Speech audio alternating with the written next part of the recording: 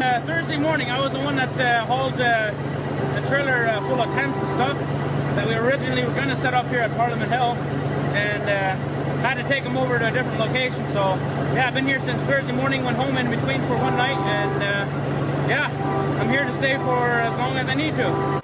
Toronto Dominion Bank freezes accounts that received money for Canada protests.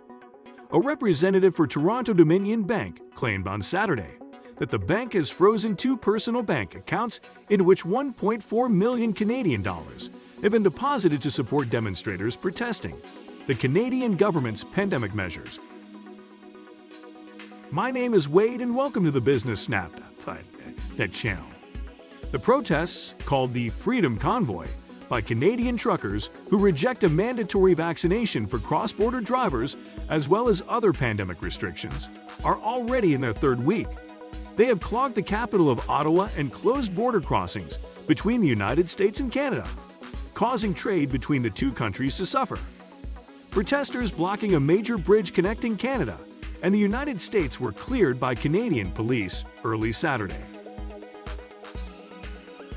On Friday, TD Bank filed an application with the Ontario Superior Court of Justice to seize the funds, which were raised through GoFundMe and bank transfers, and either send them to the intended recipients or return them to donors who have requested refunds, but whose entitlement to a refund cannot be determined by TD, the bank said in a statement. According to the TD Bank spokesman, one of the bank accounts received a big sum of 1 million Canadian dollars through GoFundMe, while the rest was given to the second account via multiple bank e-transfers. According to TD Bank, they have no idea where the GoFundMe contribution came from.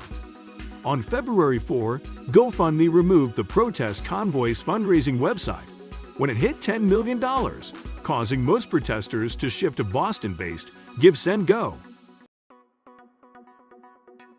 GoFundMe has stated that the donations would be refunded.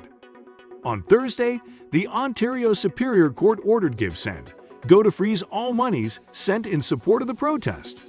But in a tweet on Thursday, the crowdfunding platform defied that order. According to Keith Wilson, a lawyer for the convoy, said the protest has raised 11 million Canadian dollars on GiveSendGo. We will also be taking the Ontario government to court to seek an immediate lifting of what we believe is an unlawful order, Wilson said. The country's other big banks did not immediately respond to emails inquiring whether they were taking comparable procedures to TD Bank. On Thursday, the country's anti-money laundering agency informed a parliamentary committee that there has been no spike in suspicious transaction reporting from banks in recent weeks.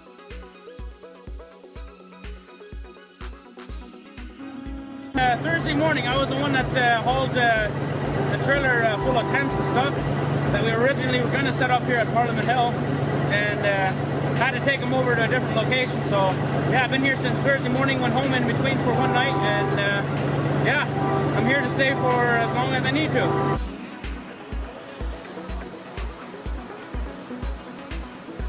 So my daughter goes to school here, and she's supposed to take the bus from the Reuters Center, but because the buses can't get through because of the truck, she has to walk through all the noise and protest, but she's in high school.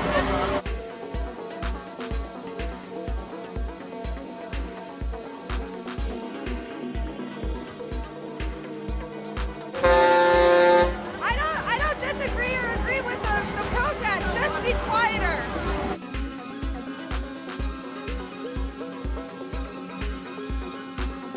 Thanks for watching. Please subscribe and press the bell icon to get a notification. Business Snap. Finance and investing updates.